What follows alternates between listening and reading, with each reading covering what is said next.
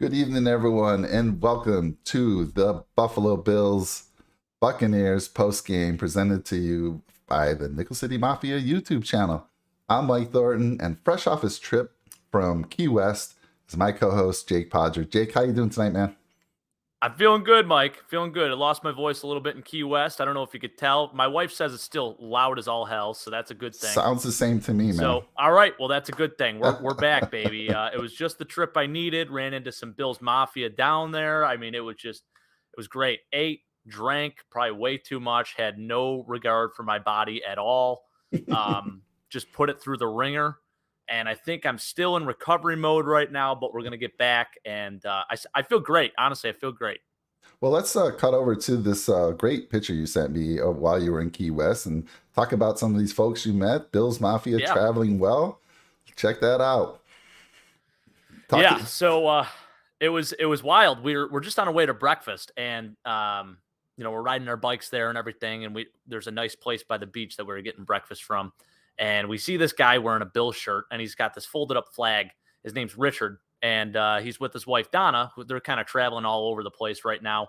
They usually pick a few away games to go to each year. So they went to New Orleans game, and now they were going to be going to the Bucs game yesterday. So they went, and I'm sure they had a hell of a time. They seemed like great people, fun people to party with and whatnot. So as I said, he had this thing kind of folded up in his hand. And I guess his plan was to take a picture regardless of if he ran into people or not in front of the beach here with his Bills Mafia flag. And I said, hey, man, let's get in this picture. Let's do it. So hopped in the picture there, and it was pretty awesome. So he is the one on, if you're looking at the picture, on the left-hand side holding the flag. And then his wife was actually taking the picture. So I'm in there next to him. Okay. I'm looking a little thick there, actually. Wow, definitely put on some pounds. Probably put on even more pounds after this. Love it. But yeah, so anyways, took the picture and all that, and it was fun. That was the group that we were with there. So it was a hell of a time, Mike. Like I said, always good to run into Bills fans when you're out. Actually, so after we were there for a wedding originally. So after this wedding, it's just a bunch of Buffalonians. We ended up going on this train called the Conch train. It's basically like this little trolley that takes you around the whole area where you're bar hopping and whatnot, but it's like an actual train. So we're all on this train. We're doing the Bills chant. We're going, hey, hey. It was awesome. Oh, wow, so really? Fun. People were looking at us like we're nuts. I mean, it's dark. It's like 10 o'clock at night. We're going down the main strip there is called Duval Street. So going down Duval Street, just chanting the Bills chant. It was incredible. It was electric. And I'll tell you what, the Bills fans showed up in Key West. Key West will never forget us. That is for damn sure. That is awesome. I love that. I love the story here. And hopefully you told them about the channel. Maybe they're out there. Yeah. Maybe they're watching I let them know. Tonight. Very cool. They might be. Very cool. And I'll tell you what, Bills Mafia represented well in Tampa. Oh my goodness. Yeah. I mean, when that game was on the line and the Buccaneers had the ball, I was thinking, why? It's loud. I'm like, there's a lot of crowd noise there, and that was the Bills Mafia, man, making it loud, making it tough for Brady. Hey, I want to first of all apologize for being a little late, guys. I put that out on the channel. Wife's making her dinner. She's like, you got to eat some of my dinner before you get on your show. She's got this pet peeve about eating her food late, or when it's cold. So, happy wife, happy life. So sorry, guys, I'm a little late. I want to say hi to Red, White, and Bills. Welcome to the channel. First time we're seeing you out there. Would love to hear your story, where you're from, how long you've been a Bills fan, and how'd you find out about the channel? Leave us some comments. Thanks for joining us. Zach, good to see you out there again. And I know look at this comment. That's incredible. What did he say? He said, I waited 5 quarters to see a Bills touchdown. I could wait a few minutes for post-game show. Let's go. It's awesome. I know we got some other folks in the channel, so speak up, let us know your thoughts, and we're here to interact with you guys. It's a lot of fun for us. So drop a nickel on that subscribe button. I always say that. Give us a like, give us a share, put those comments in there. Even if you see this after the live show, put those comments in there. Jake and I always monitor everything, and we get back to you as soon as we can. So let's see here. Before we got lots to cover today. First of all, we're going to be some groundbreaking stuff here from the Nickel City Mafia. We're going to do some film breakdown. Yes, I'm going to try it again. We put some film out there, I don't know, Jake, a month ago.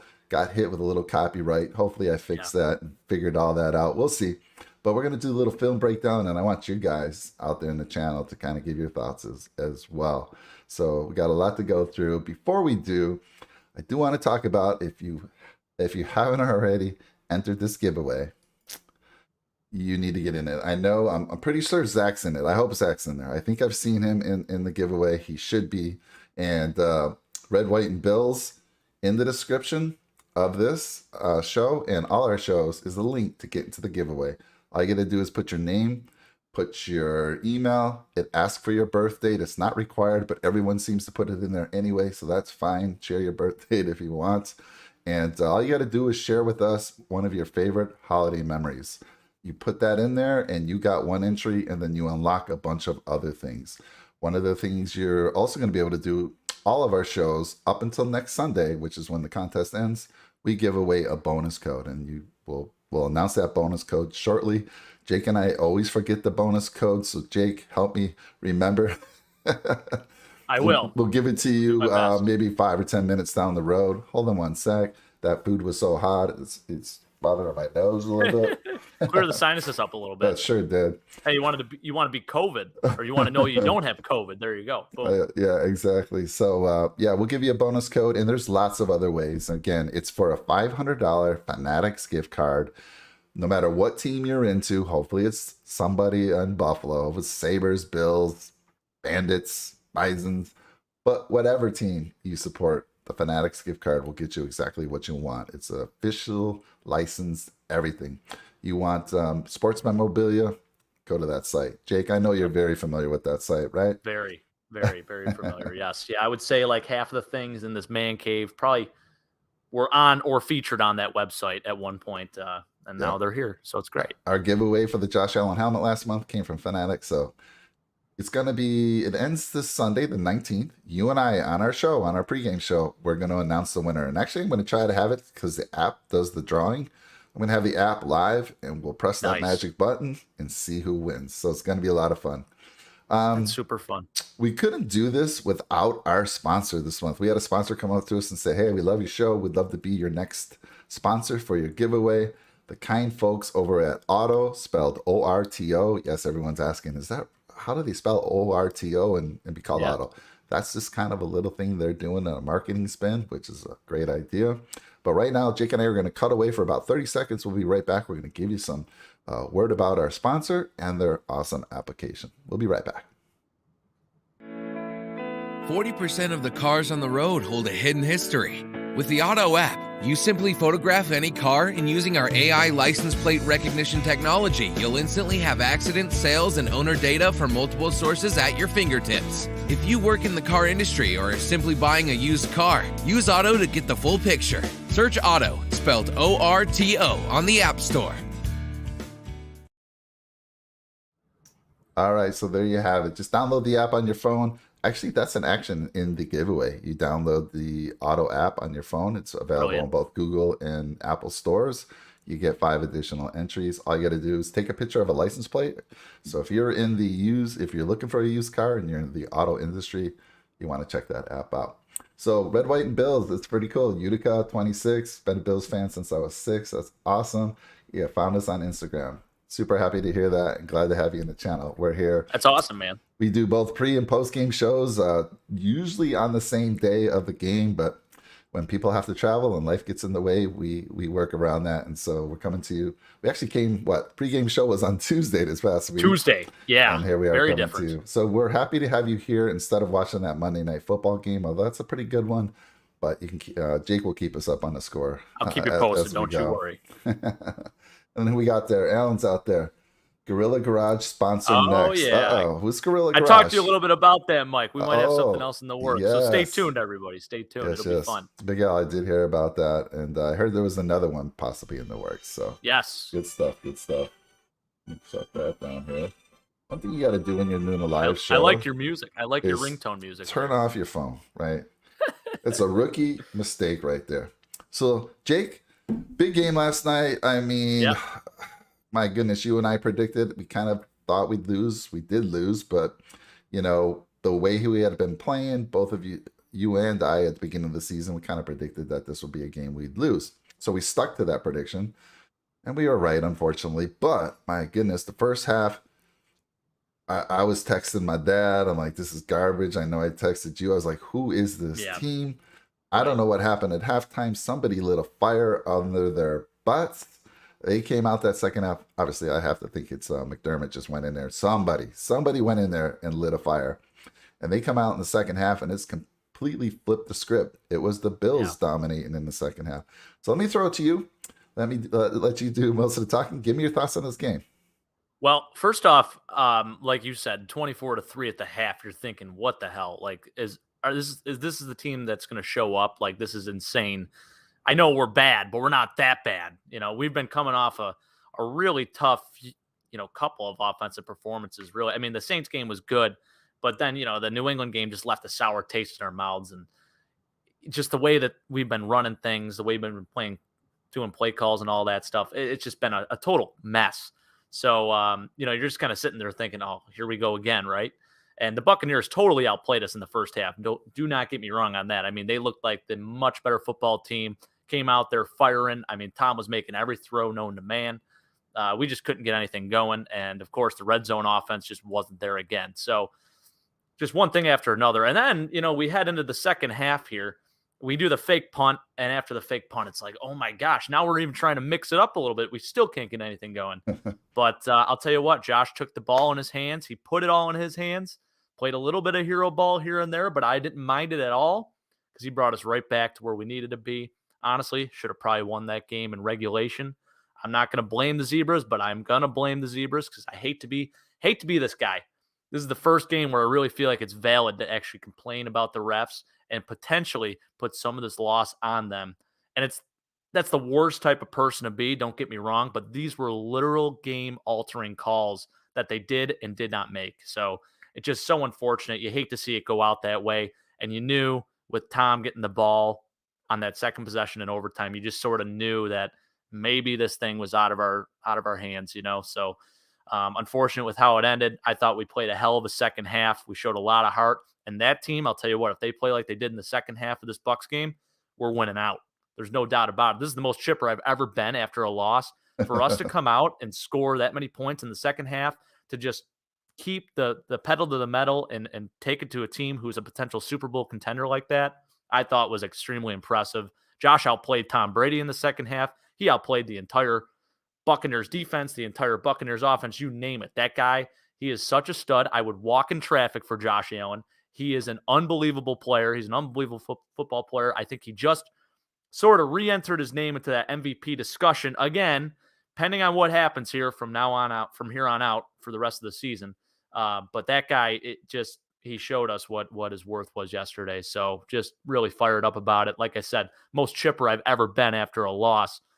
Don't even feel that bad about it. Yeah, I'm a little heartbroken. Yeah, it stings a little bit, but man, I'm pretty proud of it. I know there's not, you say, oh, this is a moral victory or whatever, but it is, it is. It's just nice to see an offense show up the way that they did, because I'll tell you what, they could be very dangerous come January.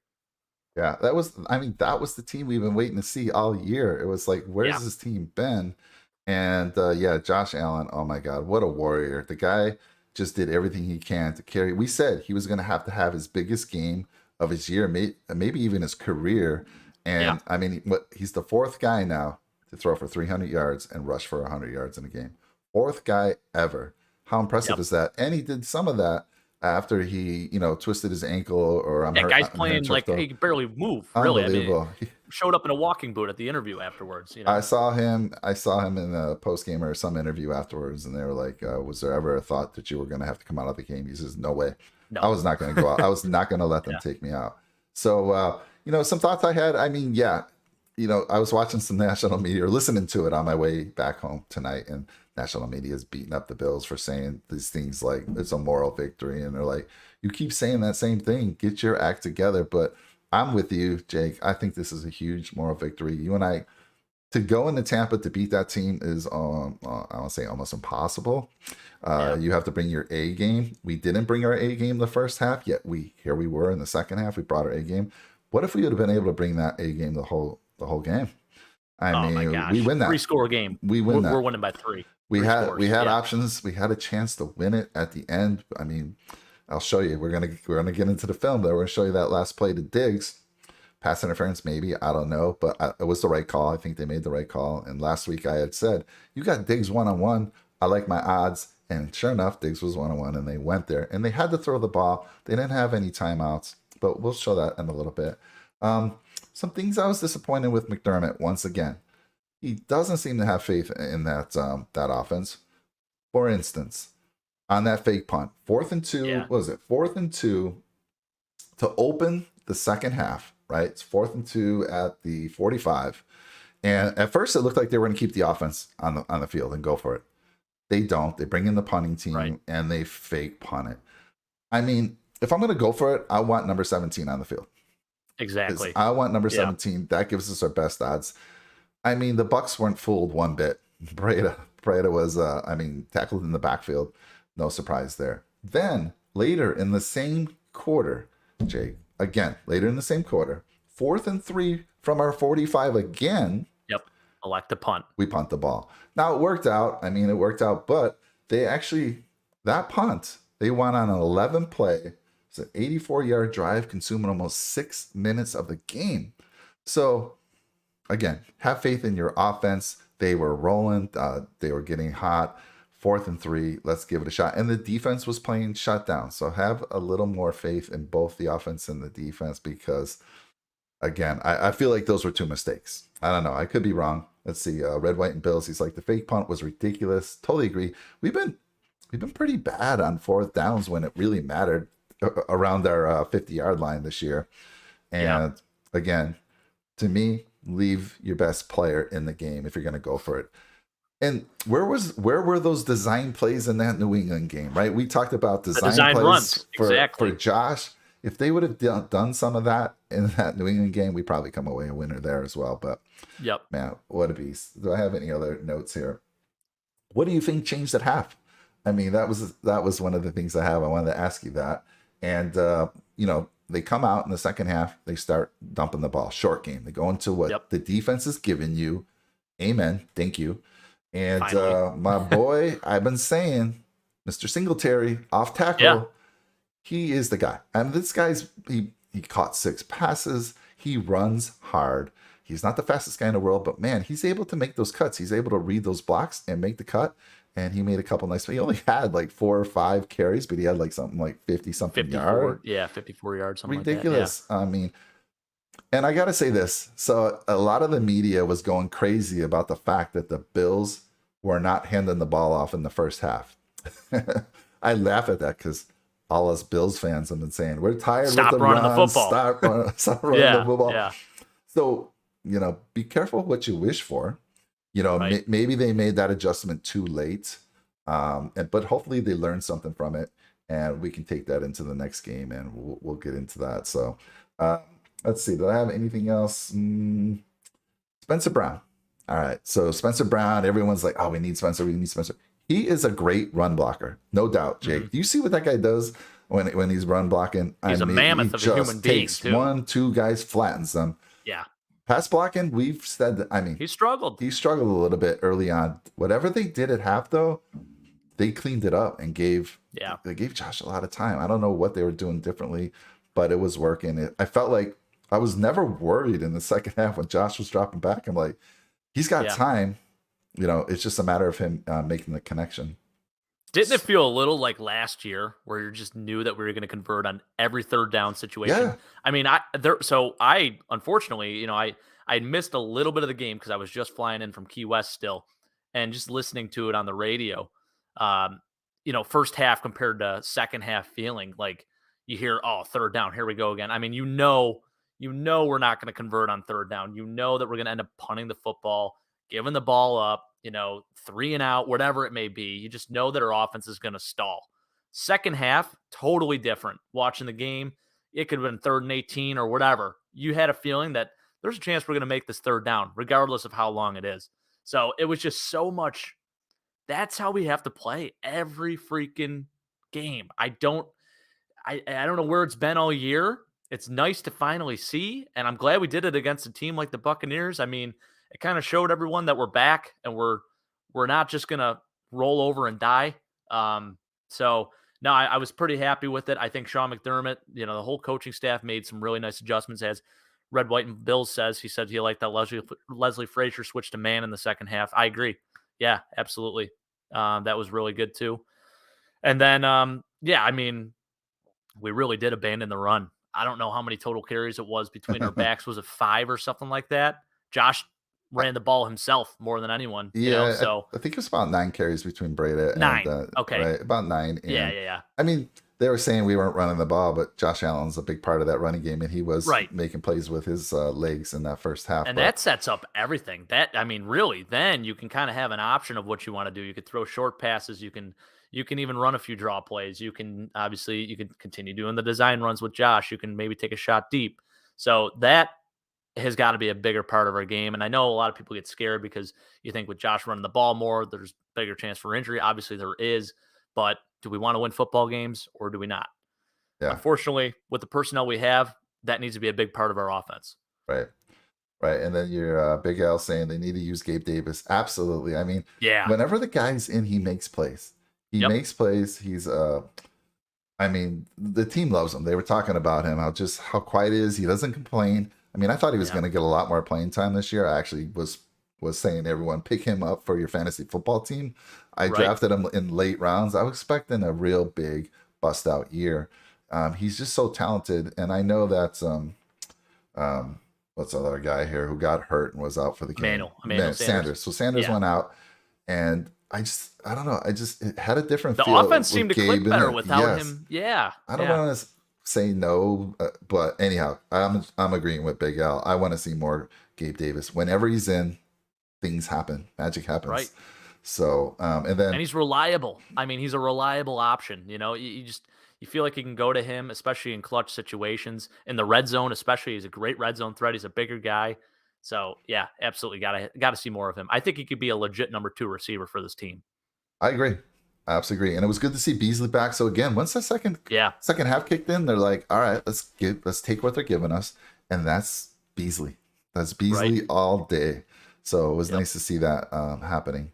And let's see, Red, White, and Blue says, I love Motor. Also got to meet him. Nice. So that's cool. Is Motor? That's Motor Singletary. That's his nickname. Oh, okay. Yep. How can I not know It definitely that? applies. So, like you said, Mike, I think he was really good yesterday. I'm not sold on him being a number 1 running back. Do I think he's been the best back over the last few weeks? Absolutely. Matt Breida, little disappointed with his performance lately. It just hasn't really been there. And I don't know if that's just a matter of the play calls that we've been making. He's an outside zone guy. That's the type of back that he is, plain and simple. These gadget plays that we run with him, I like that we're trying to, kind of uniquely involve him in certain plays, but I don't know. I feel like it's been almost a lack of the right plays being called when he's in the game. So he's not really getting an opportunity to showcase his skill set as much. But then again, I mean, he's been fumbling the football too. So, hey, if you're going to create potential turnovers, you shouldn't be in the ball game anyways. But yesterday it was, I don't know, just kind of a performance for him. And when Devin Singletary had an opportunity, he definitely made the most of it. And I feel like he's been doing that all season. I mean, if you look at his average run per carry, it's over 4, I believe. I mean, last time we talked about this a few weeks ago, and I'm saying, I mean, all I've been asking for is give him 60%, 60, maybe 70, and let's see how that works out. We haven't tried that yet, but this guy is a downhill runner. He had a big 4th down conversion. I mean, the guy gets it done. It's rare when he's stuffed for any, no yards. So it's rare. Usually he's not going to get taken that first hit, and so that definitely is good. And he always seems to have one big run a game at least. So there is that too. Yeah. You just got to get him going the right way. I think play calling is huge, and that's been an issue all season, really. So maybe that is why he hasn't been able to showcase, his worth. So let's see. Red, White, and Bill says Gabe is great in red zone. Yeah, I mean, he's been amazing. And I think we should go for Saquon or a cheap deal next year and go with him and Motor and draft guard. And I like that. Guard to guard, first 2 rounds. Yeah, I think I saw a not to interrupt you, sorry. Yeah, no worries. I saw a thing on Twitter today. It was comparing Devontae Booker's stats compared to Saquon Barkley's, and Devontae Booker's looked a lot better. I mean, average-wise, everything. Yardage, I mean, he played a lot better when he was in the offense. as the featured back compared to Saquon Barkley, which is interesting. So you have to imagine with the injury history and with the fact that, he's kind of having a down year, Yeah. even though he's been banged up, maybe he might go a little cheaper than he would have 2 years ago. So absolutely will go cheaper than what he would have 2 years ago, so it's intriguing to think about. I mean, Saquon Barkley in a Bills offense, he's a two-dimensional back. I do still think he has something left in the tank for sure. Mm-hmm. I'm not going to write that guy off. He's a freak of nature. If anyone can come back, it's that guy. So I wouldn't mind taking a chance on him. Yeah, same here. Cool. I mean, I've been saying, like, even a lot of folks thought we should have taken a running back in the draft, and a lot of folks were disappointed that we went back to back with the defensive end guys. Now, speaking of those guys, Gregory Rousseau, who was one of my impact players, super quiet. And I don't know if it's just that they're not playing him enough. I mean, but he was super quiet. He didn't even make the stat sheet yesterday. That's how quiet he was. Epinesa, 1 tackle. Barely makes the stat sheet. Boogie, inactive. I mean, so all these draft choices we spent in the last 2 seasons, what's going on there? And again, you saw it last night. We were not really able to get any pressure. Milano, great game. We'll talk about him in a little bit because I'm gonna talk about him in one of our huge sack for that guy yesterday. Great game all over the place. Yeah. So, all right, let's see what else the Red, White, and Bills say. And his stock is down. Yep, exactly. Yep.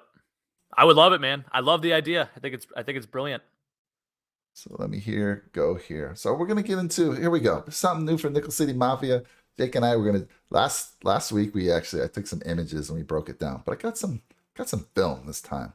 So the first one we're gonna break down is the Fournette run, the 47-yard, I think it was. I don't have the exact yardage, but it was around there. And what was crazy, I don't know, there was some weird. CBS was having some video issues during that game.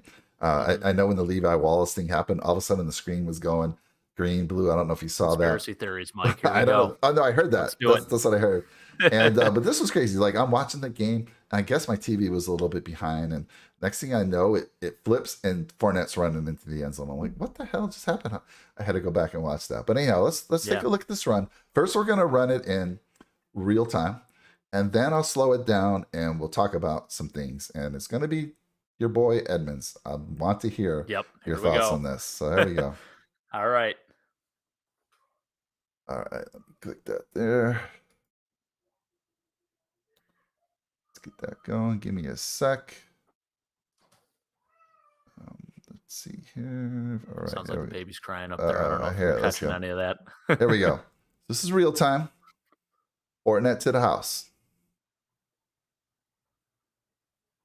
Now let's break it down a little bit here. Here we go. I'll slow it down. Now I want you to see Edmonds at the top of the screen. Yep. He's shooting the gap. He sees the play developing. Right? Let me play this a little bit more. Yeah, so he's coming down here. Yep. Now, why does he go engage the guard? Yeah, so you have Ollie Marpet. It looks like Ollie Marpet's pulling on this. God, you gotta you got a wrong arm and get inside there. Yeah. Now already Fournette is committed. You can see he's planting. He's already planning to go left. I felt like if you watch this enough, the guard, whoever's pulling, he was about 2-3 yards behind the line of scrimmage, and it's almost like Edmonds goes up to engage with him instead of saying, "Oh my God, there's a running back over here to the side." Yeah. So let's go a little bit further with this. There you go. He's totally out of the play. It happened a lot last week too against New England. The same damn thing. He loves finding these blockers and taking himself right out of the play. I mean, it's this close. Look at that. I mean, right there. Yeah. Now he's pretty much the only one. I have another angle on this. Man. He's the only one who can make a play. I don't know why he's engaging, because if he thinks, normally a defensive lineman is, I feel like I'm talking so loud because I got both these in my ears. I'm gonna take one out. So I apologize if I'm talking too loud out there. Oh, you're good. I feel like that's the lineman's job to engage and open it up for the linebackers. 100%. But if I don't know what he's thinking there. I mean, is he thinking he's got someone behind him that he's going to shed the block or take on the block, and someone else can make the tackle? Now, Taron Johnson is working his way over here. He's on the left side there. Yep. And if we play this a little further, and I'll give you a better angle there, he kind of just misses the tackle. And you'll see that from the different angle that I'm going to bring this on. And then you got to watch this guard number, or this saying he's a guard. 76. I don't know if he runs about 11 yards down the line of scrimmage, and you're going to see in this second clip I'm going to play, he just blows up Poyer. Man. But let's go to that one real quick. All right, so here's a slightly different angle, right? And you can see Taron Johnson up top there. He's working his way down the line, and you'll see Edmonds, and you'll see what I'm talking about. See the guy who's pulling 74? Yep. It's about 2 yards back of the line. Yeah, I see that. Yeah. And then so we're playing it in real time there. I'm going to slow it down here in a second. All right, so there's Edmonds again. It's like, gosh, he's coming on. He's got the right. He's read it. Yeah, I mean, he's doing a good job here, actually. Like I said, if you got to engage with that right shoulder, get off that block.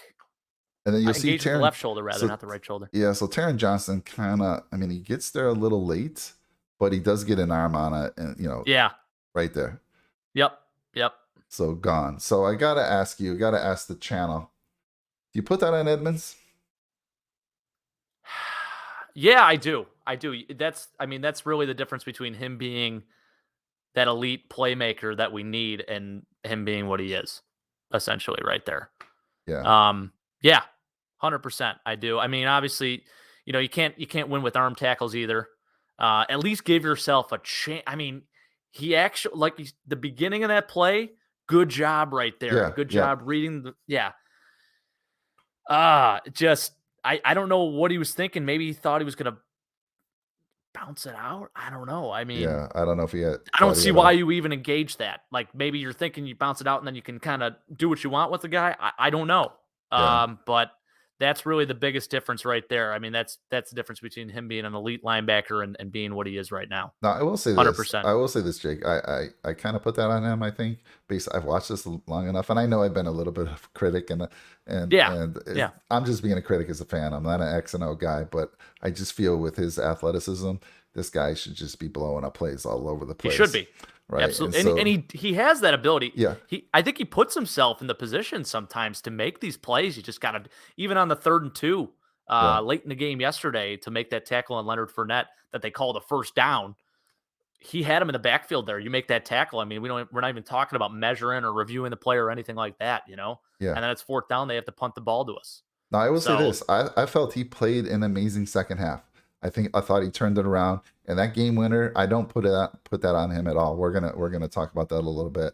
Let me just finish this play here. I want you to see how poor Poyer is. Look at number, I think it was 76. I said he's already, this was 1st and 10, right? The yellow line's 10 yards. He's 8 yards upfield. Watch our boy Poyer. Oh my goodness.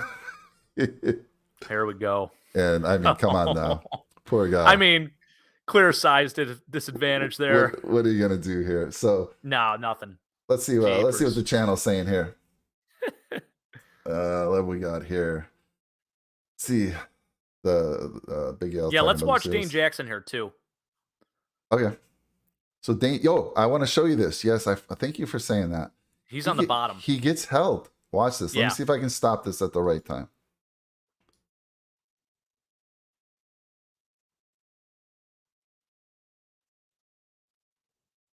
Now watch.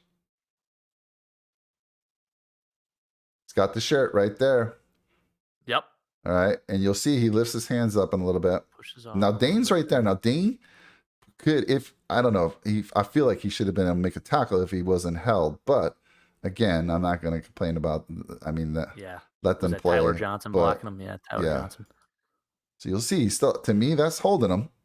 Yep. Right? He's holding him. And of course, you would think Dane, and then poor Jordan. He probably doesn't want me showing this. I'm sorry, Jordan. That's okay. You know what? Nickel City Mafia loves you. That's football. I mean, you going against a 340-pound guy. I mean, goodness. So Dane Jackson, again, I believe he's held in that one. You even see the guy right there, the receiver, kind of puts his hands up like, I didn't do anything. Yeah, right. Anyhow, but it looks like Dane, I mean, he doesn't go all out here. I don't know. Maybe he was. I think Fournette. That's Donovan Smith, 76. Yeah, Donovan Smith. My bad. I said Tristan Wirfs. He's on the other side, 78. Oh, man.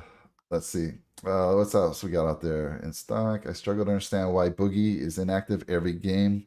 Jake and I say that all the time. I agree. We just don't get it. We don't know what's happening off the field. Maybe he just doesn't know the defense. I don't know. Maybe it's AJ Epinesa all over again. He can play in multiple positions. He's big enough to play inside. He can play edge rusher if you want to.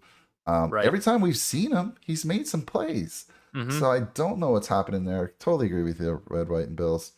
We'll have to give him a short name. Red, White, and Bills is hard to say constantly. So RBW. RBW, that sounds a little easier. RWB.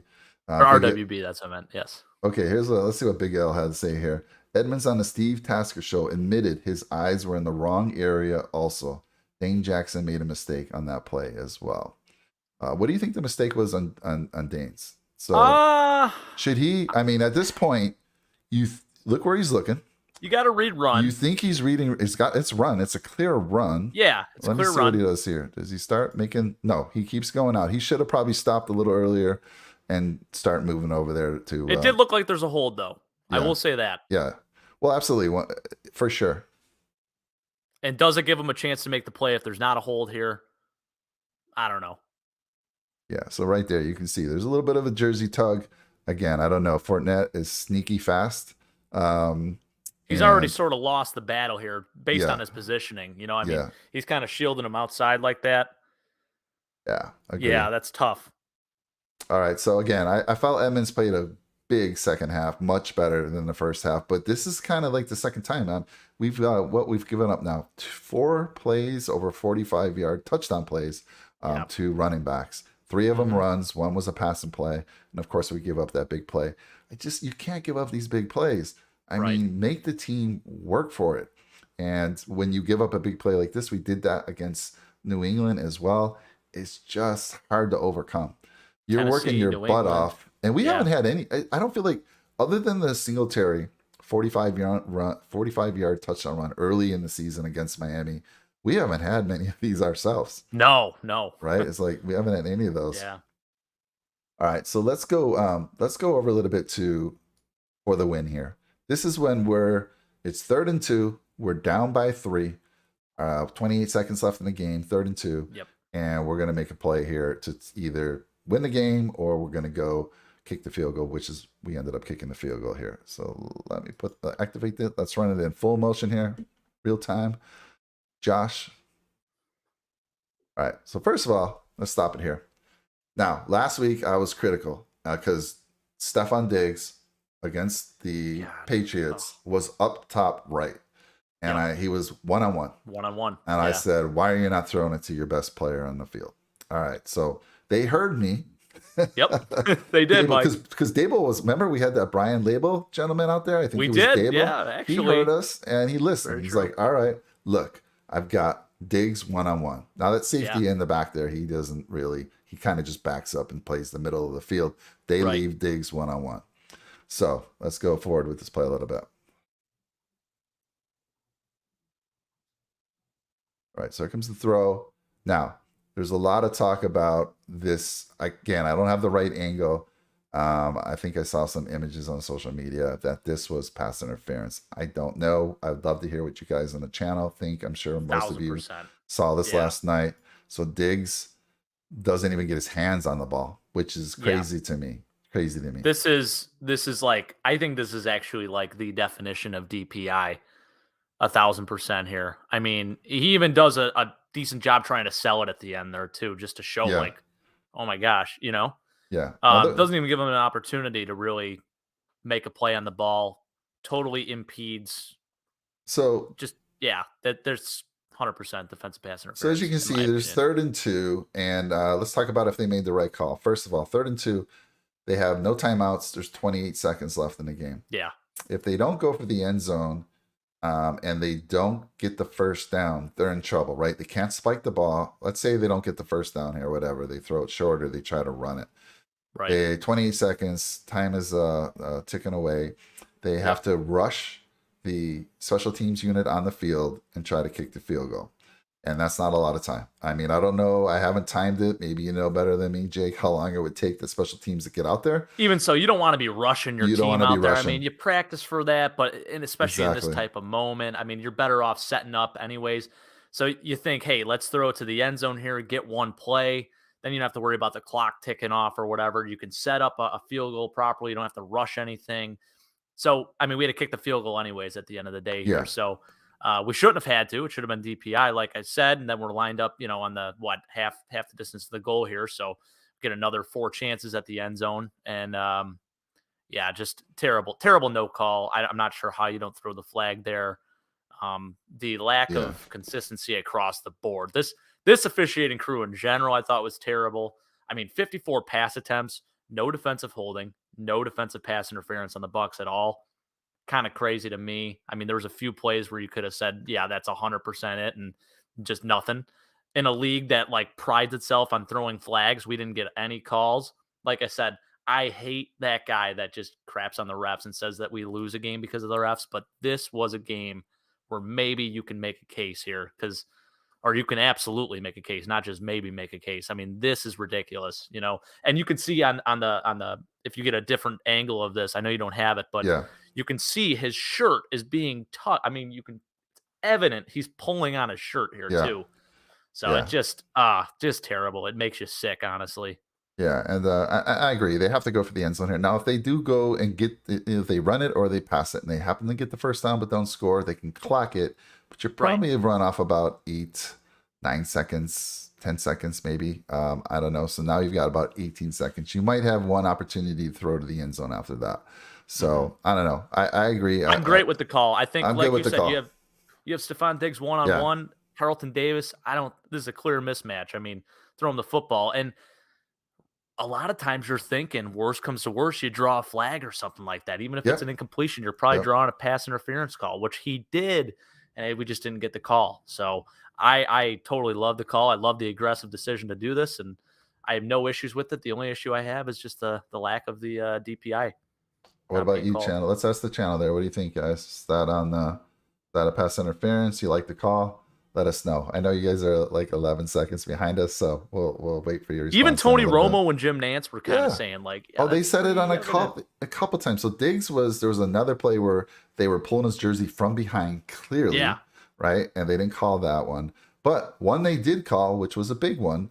Let's talk about this one. This is the pass interference on Levi Wallace. Let's take a look at that.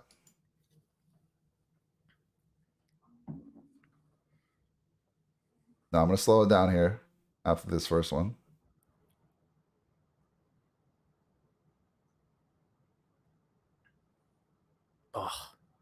Now, again, so at this point, yes, Levi's not looking back, which is always a bad thing, but still not pass interference. He's not right in his face, not touching him. At that point, at some point, I'm sorry, what's the gentleman there? Evans. Sorry, not Lee Evans. Yeah, Mike Evans. Yeah, Mike Evans. Lee Evans, former Bills. Shout out to him. I'm always thinking Bills. So Lee Evans, So Mike Evans grabs him from the back and kind of pulls him in, kind of forcing the pass interference. So, this should be a wash. This should not be a pass interference call at all. And let me look here. And Levi does turn his head at the end. Yeah. At least turns his body enough where it's like he's looking at the ball. You know what I mean? There's a good shot right there. So you can see Lee keep saying Lee. Stop calling him Lee. Mike Evans has his hand around the back. You can see that clearly, and he's pulling him in. Now, Levi's starting to try to turn a little bit, and he does at the end. He turns his head a little bit. So again, pass interference, I don't know. You and I, Jake, were very good about not saying this game was lost because of that, and we're not going to put this on the refs one bit. We had our opportunities. We didn't make the most of them, but I don't feel we were getting the same opportunities. If you're gonna call that, you need to call some of the other ones, right? Exactly. Yes. Yeah, I don't think. I mean, this should be a wash. This is a good battle, honestly. And gosh, it's such a kill. Just rewatching these now. Oh my gosh, come on. Terrible. Red, White, and Bills says we can call him Sean. Welcome to the channel, Sean. That's much easier. Perfect. We hope to see you in the future. We do lots of things here. We do Bills pre and post. I did a Saber show with my dad yesterday. If you're into the Sabres, check that out. If you like Jake, I don't know if you had time, but it was a great show yesterday because you and I do these shows, and we do some other shows during the week. We have golf show, we have fantasy football show, and then we have our regular jobs. So it keeps us super busy. And I don't have the pass to watch the Sabre games, but my dad does. So I was like, hey, Jake's out of town.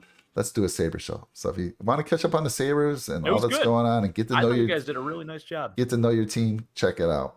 So, yeah. All right, we're going to go a little bit more. Let's talk about the winning play. All right. My dad makes a point here, too. He says the Bills never get the call for their number one receiver because their names aren't Evans, Hopkins, and other receivers in the league. I mean, Stephon Diggs is right in line with those guys talent-wise, but yeah. All right, so here we're gonna take the winning. I got 2 angles on the winning play here. So we'll watch this one in real time. And then I'll slow it down after. Now, first you're thinking, what the heck, Edmonds? Come on now. This is no way this is Edmonds' fault. So you're not really going to be able to see it on this angle, but you'll see that it's a over on very interesting. Yeah, over at the top, I think you got Taron Johnson and you got Levi Wallace. You got Dane Jackson. You can see him now. Dane Jackson kind of gets a little close to Evans, and Evan bumps him, and Dane Jackson slips. So he's already behind. And he's running to catch up to Evans. You'll see that you'll see that in the next shot that I have. So it's evident. I really think this is on Dane Jackson here. So you guys can tell me what you think. But again, at this point, you don't really see anything. Now let me show you the other angle I have because it's a much better angle. So it's a mesh concept. So mesh is pretty much you have 2 receivers that kind of cross. One goes low, one goes high. And what happened was Brashad Perriman actually was supposed to actually go underneath Mike Evans on this, but he elected to go high. And that actually kind of screwed Tremaine up even more because he's not going to catch up with Brashad Perriman. So he beat him by just that much. Tom saw it, puts the ball in. Brashad takes it all the way for a 58-yarder. Yeah, so let me show you the better angle here that you can kind of see everything develop. So again, we'll watch it in real time here, and then we'll freeze everything. Now I got to tell you too, when I slow this down, it's a game of inches. You're going to see. So under, over. Yeah, all right. Okay. So over here on the left, you got 14 and 16. 16, I believe, is Perryman, right? You got Taron Johnson and you got Levi Wallace out there. You got, I believe, that's Chris Godwin in the slot there. Is that and then Micah Hyde over there, right off the? Yeah. Okay. So Micah Hyde. You got Edmonds in the middle, and you got Dane Jackson. You can barely see him, but he's over there against Evans. Now, again, he bumps with Evans and loses his footing. So you're going to see that a little bit right there. Yeah. Right. So he's already lost that. He's lost that battle. He's already lost that. Evans is open probably. Now, the beauty of this. Yeah, if he doesn't slip like that. Well, the beauty of this is you got Edmonds. He's in the middle. So Brady, this guy, he's coming over. Edmonds has got that covered. Now, look over to the left here because you got Taron Johnson doing his job. They're on, and you got Levi Wallace. I believe this was supposed to be a zone. You can tell me if I'm wrong. So let's watch what happens. So we go a little bit longer. You'll see over on the right side there, you're going to see Dane Jackson. He's trying to play catch up. He's got Evans has about 4 yards on the guy. Yep. 3-4 yards on him. Now over here on the right, you got the crossing route. You're going to see that I believe it's Levi recognizes that he's got Evans coming over to his side. He's going to stay on his side. And meanwhile, Perriman's cutting over. Dane Jackson's not going to make the adjustment. He's going to keep following Evans. Let's watch that. So there you are. Dane Jackson completely out of the play now. And now you leave your linebacker one-on-one with a wide receiver in there. Now watch this game of inches here. If I can get the shot frozen at the right time. What a throw, too. Now, let me go back just a tad here. If I can get it. Yep. The defensive end over here for the Bills, he jumps, and I swear there's very little to no clearance on that ball above his hand. Right there. So, I mean, this is a game of inches. Now, if you have Gruden there or Russo, who probably gives you a few more inches, maybe that ball's knocked down. But anyhow, so my question to you, Jake, I don't know, I'm not the X and O guy, and I'd love to hear what the channel has to say here. Do you think the Bills were playing zone there? because they're on a crossing pattern. I don't believe you're going to have your corners following those guys on a cross. Yeah, no, it's stay on your side, right? Right. So, well, what happens is, so like I was saying, so they're running a mesh concept. So a lot of times the receivers are crossing. So you got to be alert. You got to be aware of that. So you have Levi Wallace, who stayed home because he was expecting to pick up Mike Evans as he's crossing. Dane Jackson did not, because he carried across with Mike Evans that totally left that one side. That's why Brashad Perriman was able to make this play. And obviously, yeah, it's not Tremaine Edmonds' fault. It looks like it is when you first see the play. Yeah. You're like, oh, what the hell? Come on, Tremaine. You know what I mean? But you're supposed to have some help there. Tremaine is more or less just a distraction guy. He's standing in the middle there. Yes, he's going to shove. He's going to jam this guy as he's crossing over. But then the corner's supposed to pick him up on the other side. There's no corner there, so Tremaine has to take him. Obviously not fast enough to catch up to this guy, and that's the game. I mean, so, I give Edmonds credit. He recognized, he saw this guy coming over, and he's like, oh, shoot. Yeah. No one's covering this guy. I'm going to pick him up. But again, if Dane Jackson stays in a spot, I mean, who knows what happens? I mean, it's probably not. It's not a 58-yard touchdown. I could tell you that exactly. More than likely. Speaking of Dane Jackson, so I listen to other Buffalo shows. I love to support the other folks that are doing Bills content, and some of them were praising Jackson. And other than this play, you have any thoughts on how he did? I know Brady. I thought he actually played pretty well for the most part. A few mistakes, but you're going to get that with the guy. He's in his second year. This guy's a late round pick, like not even supposed to be on a team right now or a starter on a team for that much. I mean, I thought he was a steal when we drafted him last year, and he's going to make some mistakes here and there. I'm okay with it. Obviously it's a crucial situation here and that hurts a lot, but shouldn't have really been in the situation to begin with. So I'm all right with it. I thought his play was pretty well for the most part outside of that. I think so too. I saw him make some. Really think he made. Yeah, he made some plays on the running game. I was pretty impressed with him. And outside of this play, and again, this is just a young guy, not recognizing, or there was miscommunication somewhere. Now we don't know the actual call on defense, but I have to believe they were supposed to stay on their side. That's exactly it. No, and that's what you're taught. I mean, when you have to recognize those crossing patterns that are happening like that, and obviously, maybe a few more years in the league will help him recognize that a little bit better. But also, I think Mike Evans did a really nice job coming off the ball. His physicality, that's why it's nice to have bigger receivers like that. You push off a little bit like it. You have that 5-yard grace period there, right? So he pushes off a little bit. Dane's already thrown off, and he's like, oh, shoot, well, this guy's going to run free over here, not realizing that Levi Wallace is going to take him when he comes over to that side. So that's probably why he felt, oh, well, I'm going to just run with him. And obviously it turned into a bigger play. Yeah, Big L says that was the play he was referring to, that Dane Jackson made the mistake. Yeah, so, that makes more sense. I was going to say on the other one, not so much. I think it was more of a hold on Tyler Johnson than anything. So, yeah. Sean, thanks for the compliment. This is the first time we're breaking down film. This is awesome. This is a lot of fun. We're going to do more of this. We've been slow to get there. We used some images, and again, it was more of me just understanding what film I could use and not get tagged by YouTube as copyright infringement. So there's fair use of films. If you can keep it under 10 seconds, they're pretty much good with that. So thank you for that. So yeah, it's a lot of fun. So interesting stuff there. Again, Edmonds, played a great second half. This guy, he was a top tackler, 12 tackles. And I always said to you earlier when I was critical of him, but if you're making all those tackles 5 yards, 7 yards down the field, really who cares if you're getting 12, 15 tackles? But no, he played his heart out in the second half and did a great job. And you can't put that on him. The fact that he recognized it and gave it a shot and tried to get to him, all the credit to him.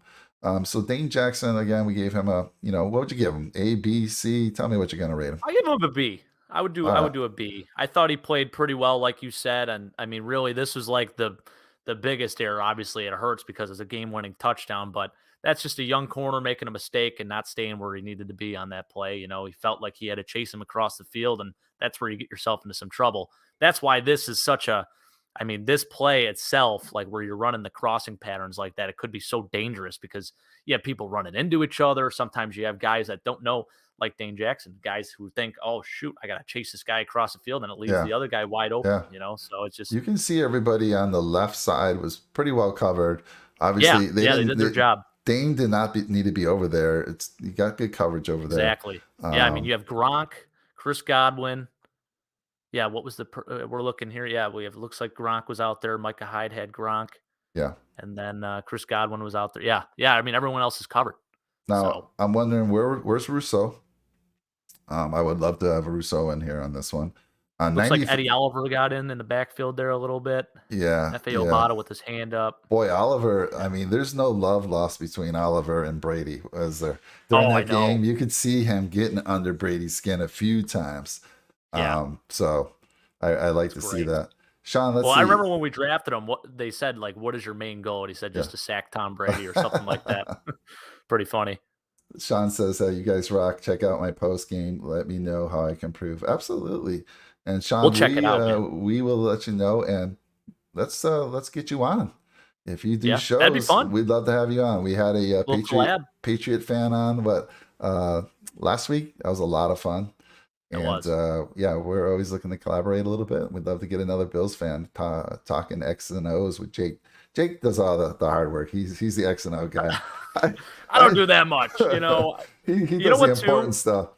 Football is like such an easy sport to understand. There's a lot that goes into it, but it's like it's not rocket science. I mean, some guys that play football are pretty dumb, but they get these concepts. Like you're able to pick it up, you know. So it's not that hard, but it is nice to kind of break it down. And I'm going to try my best to explain it as best as I can. So awesome. I enjoy it. It's fun. I appreciate it.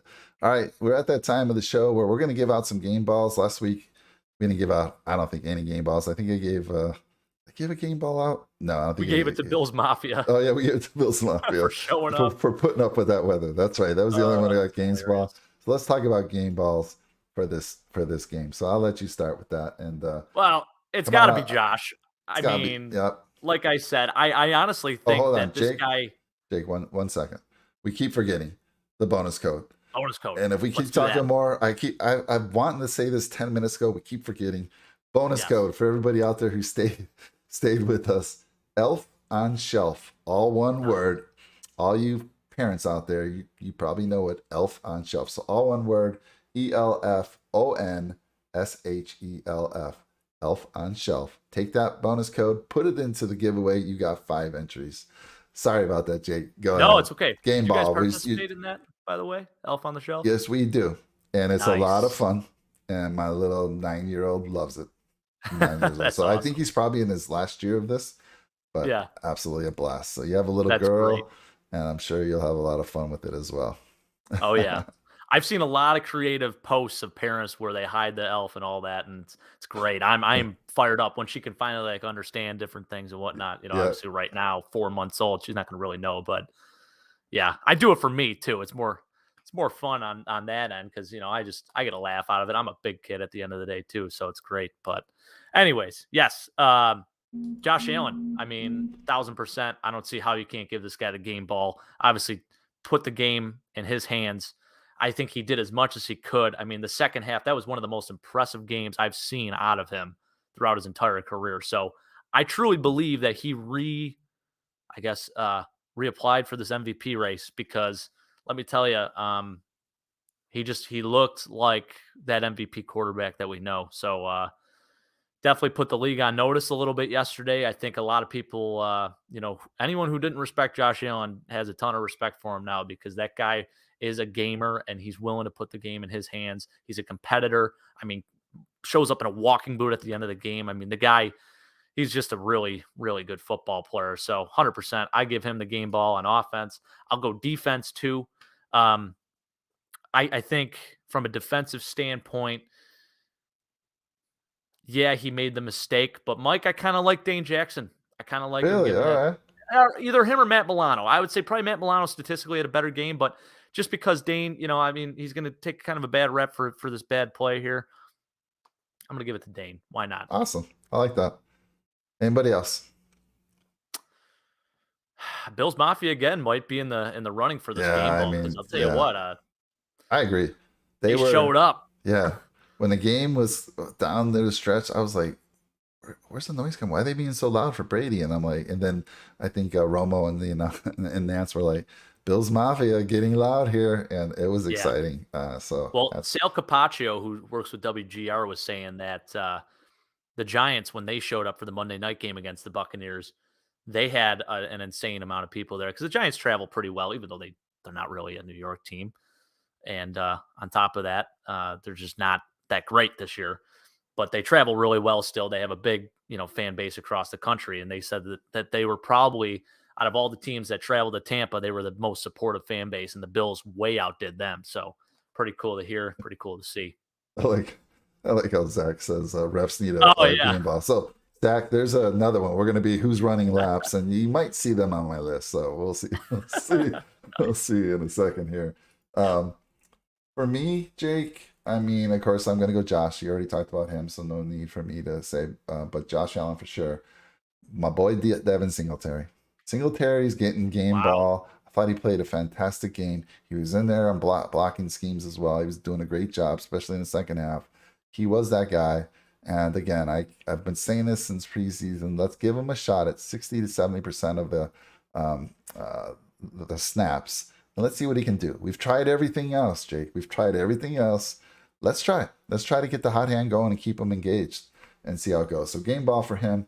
I'm also going to give Matt Milano, you mentioned him. I absolutely think he deserved it. The guy was all over the field. He had a critical sack that he made in that game. So big shout out to him. The guy's a stud. So Matt Milano gets a game ball. Now, I was on the fence with Tremaine Edmonds. I was waiting to see. I was like, okay, it was Jekyll and Hyde, right? In the first half, not very good at all. And I was waiting to see the breakdown to see what you guys thought.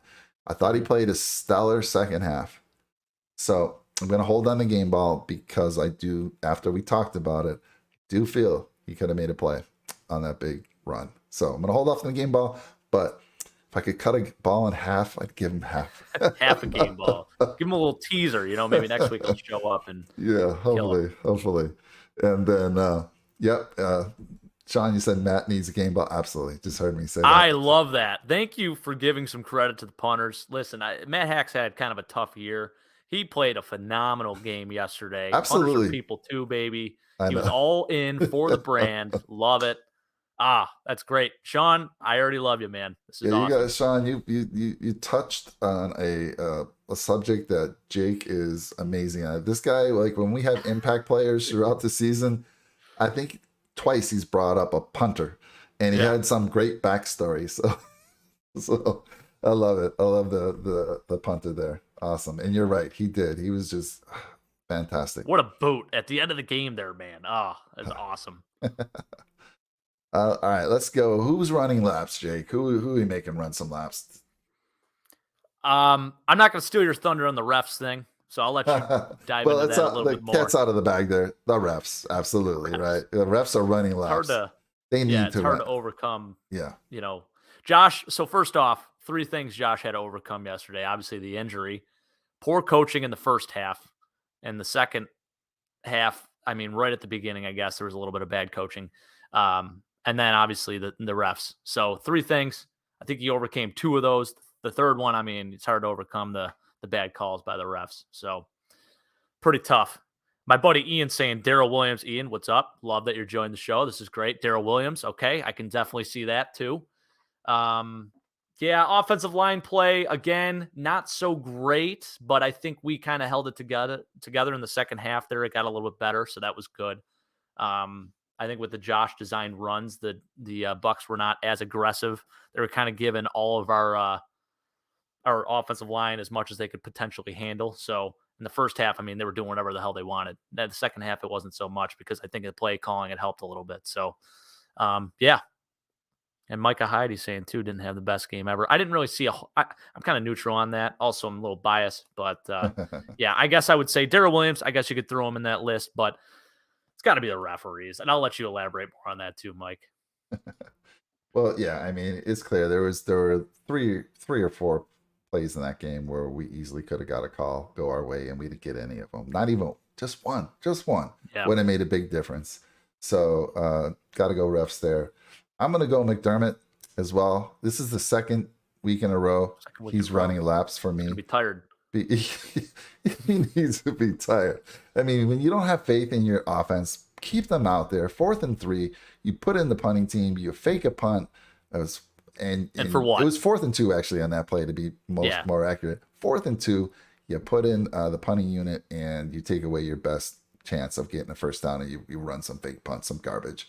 So and then later, same quarter, 4th and 3, same 45-yard line, you decide to punt the ball.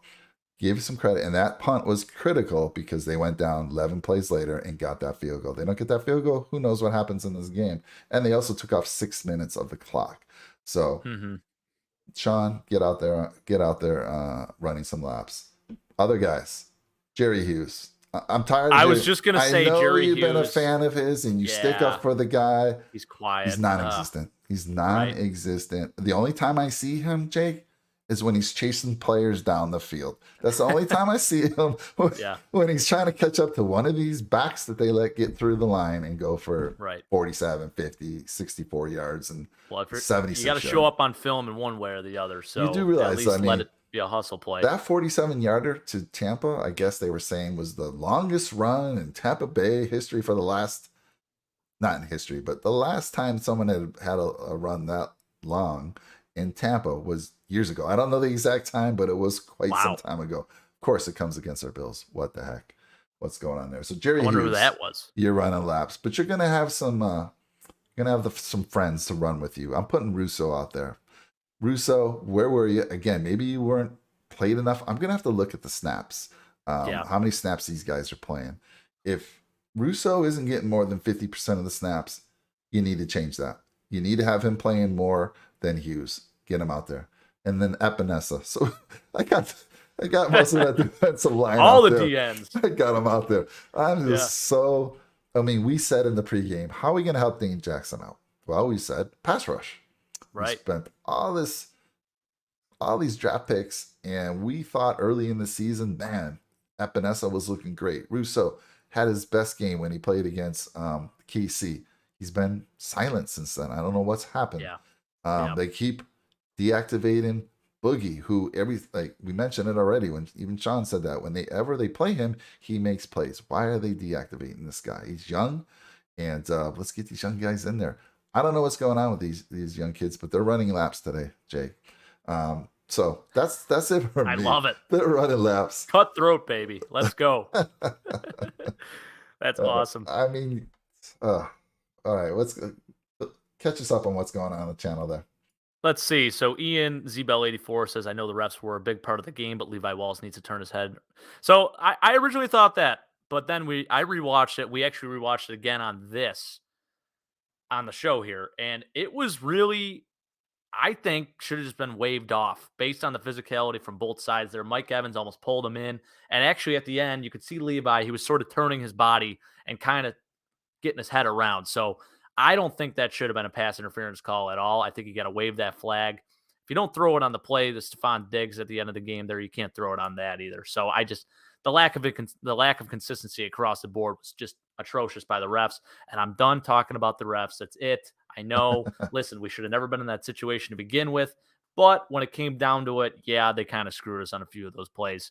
Let's see. I agree with you there, Jake, because not only are we saying this, but Romo was saying it wasn't one, and whoever they have as part of their team from the officiating side. Was it Terry? Terry McCauley? That guy was straight out saying that was not pass interference. He was the one who said Evans pulled him into him, kind of forcing the pass interference.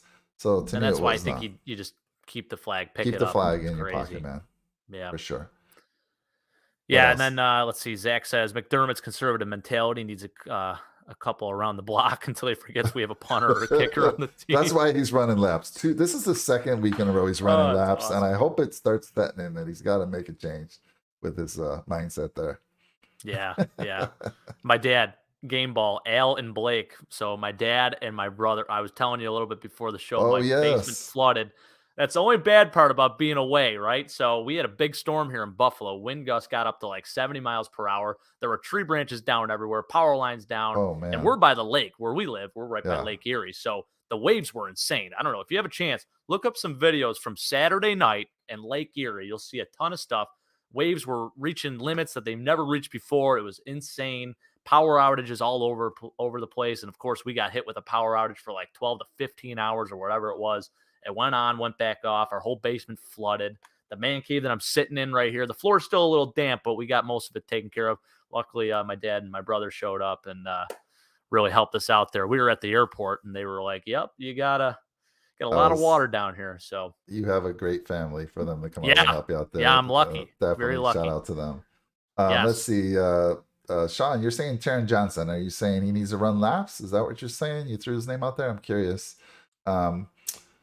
We love Taron Johnson on the show. I'm sure you love him as well. I don't think I saw anything that bad from him other than he had maybe a shot at making that tackle, but he was just there just a little too late. And and Taron's a small guy, so that arm tackle is never going to take down Fournette. You're not going to win with arm tackles. No, for sure. AJ Zach, look at Zach's comment above that too. He said, "Fake punts are the Lions to pick up a first on Thanksgiving to give their fans something to look forward to the next year." He's just coming for everyone today, taking no prisoners. I love it. It's hilarious. Now, what's this Carnell Williams? So that was about the run. So you're saying the longest run in Tampa. I was actually thinking the same thing, Ian. Either Carnell Cadillac Williams. So Carnell Cadillac Williams. I don't know if you remember him. He played I remember the name Cadillac Williams. Yes. Yeah. He was nice. He was pretty nice with the Buccaneers for a few years there. Won Offensive Rookie of the Year back in, it was 2005, I think it was. Him and Ronnie Brown, they played at Auburn together. They both were drafted in the first 5 picks. That was pretty wild to see. First and last time you'll probably ever see that now moving forward because running backs are so replaceable this day and age. But then, so then you have Carnell Cadillac Williams as the potential there. Maybe I was thinking 40% of the cars on the road. Actually, now that we're talking about it, but I'll have to look that up. Let's see. What's the other one here? Red, White, and Bill. Sean, you were saying 6 punts, 4 inside the 20. Love that. Can't wait to chop it up with you guys. Absolutely. Got to have it happen for sure. And then Ian again saying AJ Epinesa has played 26 games with 1.5 sacks to show for. That is pretty bad. Not great. It is. I mean, especially the way he got off to a hot start this season. Sorry for the little ad coming up there. I was trying to type something in and I hit a shortcut and the ad popped back up. So I'm sorry, the marketing thing for our sponsor. It was brief. They probably love it. They're like, "Oh, look at these guys promoting us double time on the show here." Yeah, they actually have seen what we're doing, and they've actually been pretty happy with it. And they've seen a lot of downloads come from our show, so it's pretty cool stuff. So I appreciate everyone being out there. I mean, we're gonna be going 1 hour later on this Sunday for our pregame. Normally it's 7 a.m. on the Pacific time and 10 a.m. On Eastern time. We're gonna go 1 hour later, so it'll be 11 o'clock Eastern time and 8 o'clock. Jake's gonna give me 1 extra hour to sleep in, which I appreciate. It's actually my fault again. December is just a very busy month for me, going to a wedding in Ohio. I'm actually really excited, Mike. So last year, just a quick background story. Last year, this wedding happened, but it was like a COVID wedding, so not everyone can go. I was in the wedding. I'm the best man. So last year, it was actually during a Bills game when it happened. It was on a Saturday. We played the Broncos. It was when we actually clinched the AFC East and clinched the playoff spot. So it was wild. That's when everyone showed up at the airport and all that. Fast forward a year later, it was up in the air on whether or not we were going to play on Saturday or Sunday against the Panthers. And I'm just praying. I'm like, don't do this to me again. I can't miss another Bills game. Luckily, we're playing on Sunday and not on Saturday. New England's playing, I guess, instead, right? They're playing the playing the Colts on Saturday. Playing the Colts, big game. Huge. Oh, boy. Yep. Yeah. So, I mean, and they're playing in Indy. So, just so folks know, we really didn't talk much about that. But I know we're 7-6. We're 2 games back of the Patriots, but just think about this. The Patriots have to play Indy at Indy. They have to play Miami. Their last game of the season is at Miami. Now, let me tell you, Miami is a different team from when we saw them last. They always play the Patriots hard, always. And they beat them. They beat them early in the year. So check this out. If Buffalo runs the board, which is possible, again, 1 game at a time. Josh said it last night in his pregame. We got to go 1-0 every game. But I just want you to know that we're sitting at the 7th spot. And if we're to beat Carolina, if we can beat Carolina, and let's say we get some support from Indy, we could be playing that Patriot game for first place in the division once again. We'd be 1 back of them, and that game would be for the division. So it's highly possible that we can still win the division, but I feel we got to win at least 3 of the next 4. Hopefully run the board. I know you're saying that earlier. We got to get to 10-6. I'm sorry, 10-7 or 11 6, and I think we're in the playoffs. I hope, but that's one game at a time. Anyhow, I just want to bring that up because a lot of people are like, "Are we even in it anymore? Can we even win?" Yes, we can win the division. We have the Oh my gosh, tiebreaker. yeah. We're making the playoffs. We're making a run. I have Yeah. no doubt in my mind. I'm not sorry. trying to curse us either. I know every time it seems to go I know. south. Well, when I whenever we these say things. something good, I was like, when we almost won that game yesterday, I'm like, Jake and I are going to say the Bills are losing every game going Every forward week. because they pulled it out. I'm sorry. I feel like I interrupted you in the middle of something. No, not at all. Not at all. All right. So, yeah. Great. So I mentioned we're going to go off a little 1 hour later on Sunday. Again, if you're a fan of golf's coming back on Tuesday nights from our show. You'll see Rick and Tony. Golf's been on a little bit of a vacation. I think there's about 2 more weeks. And then if you're fantasy football, right now playoffs are starting. Are your league starting? Fantasy football starting your playoffs this week? Yep, next week. Yep, this upcoming week. Yeah. Yeah. So I've been hurting. I mean, I'm so glad I got off to a good start. I'm going to have a bye week, and I need it. But with all the injuries, it's just killed my team. But I'm going to enjoy the bye week here. But we have a fantasy football show every Wednesday. Starts at 6 o'clock on the Pacific time and 9 o'clock on the Eastern time, East Coast time. Jake's been on that show a couple times. It's great. Actually, once. I've had the co-host once, but the 2 main guys are Chris and Rick. They do a great job, and they'll answer all your questions live, so check them out as well. And then you got, again, I mentioned earlier, the Saber show. If you want to catch up on your Sabres, check out the show we did yesterday with my dad, Mr. Saber himself, SoCal Saber. SoCal Saber, I love that. That's his gamer tag. I was joking, but that is his gamer tag. Oh, is it really? Okay, I did hear you say that. I'm like, yes, oh, this guy plays Xbox my too. dad That's awesome. is a huge gamer, even at his age. Now he plays the board games, but he does the video games. Channel. Yeah, it was good. Yeah. He's gotten some of his videos, Jake, 4,500 views on one of them. 4,500 views. Holy smokes! I saw the one game he was playing. It was like a Sabres hockey game, like a card game. Yeah. And it's basically like simulating a hockey game, which is super fun. I got to look into that to see if they have one for football, because that's right up my alley. I'm a psycho with that stuff, so that would be really cool. Yeah. Pretty neat. Yes, check it out. And let's see, I'm just checking out the last comments here. So Taryn Johnson, I asked you, did you think he needs to run laps? He said, yes, he needs to. I love him, just didn't have a great game. So I'm going to take your word. You probably saw some things that I didn't. So yeah, we'll throw him in there. He's going to run some laps with those guys. And then he got juked by Gronk. Okay. Gronk is just a freak. Did you see that catch he almost made too? Yes. It was the one where he's falling down. I mean, my gosh, just unreal. That chemistry that he and Brady have, to have that guy and then your other 2 stud receivers, and then they have Antonio Brown in the wings if they ever wanted to. Antonio Brown was having a great year until he did all his normal crazy Antonio Brown stuff. But anyhow, interesting. So Jake, final thoughts. No. I think the Bills are winning out, Mike. I think we're making a run. We're gonna get to the show, and this is the start of the America's Game documentary. The Bills lost to Tampa in a really tough, close game. Josh Allen comes on the screen and says, and at that point, that's when we knew that we were a Super Bowl caliber team. And then boom, the rest of the season happens. Yep. I love it. So last year, by the way, 27-13 Rams over Cardinals right now. I just looked it up. Ooh. Yeah. Big win there. Pretty interesting. Big win. You just never know week to week. So again, before I forget, folks, if you're first time out there and you haven't hit that subscribe button, please hit that subscribe button for us. We will see you soon. We appreciate all the guys out there, all you folks and ladies who join us. It's so much fun when we have that interaction. So Zach, Sean, a Big Al, I think your mom was out there for a little bit. She was on here. My buddy Ian was on here. Yeah. Thank you guys for joining us. It's so great to have you. So Jake, I will talk to you soon. By the way, let me grab one of these things. So hold on. Let's see. We got to show some of these things off. Hold on. This is pretty good, guys. So Mike, he ordered these signs back when he was in Buffalo. So a guy that runs our tailgates, we do a tailgate at our office every week. He makes these signs. He just got into woodworking. It's just a retirement hobby, but now he's selling these things. So Mike said, hey, I need some of those for my office space. So he's going to show some of these off right now. Check that out. So Jake, I showed you this, that you can see it on the main camera. Standing Buffalo. Old school. Jake, you can see it. I have a second camera for Jake to see me there. We got Buffalo Sabres, all you folks that were giving me a hard time about not having any Buffalo gear, we're changing that. Look at this thing. That space is going to be evolved completely. I just don't even. I'm gonna have to like redo this wall. I don't know how I'm gonna even fit this on there. Look at this thing of beauty. This is beautiful. Pretty.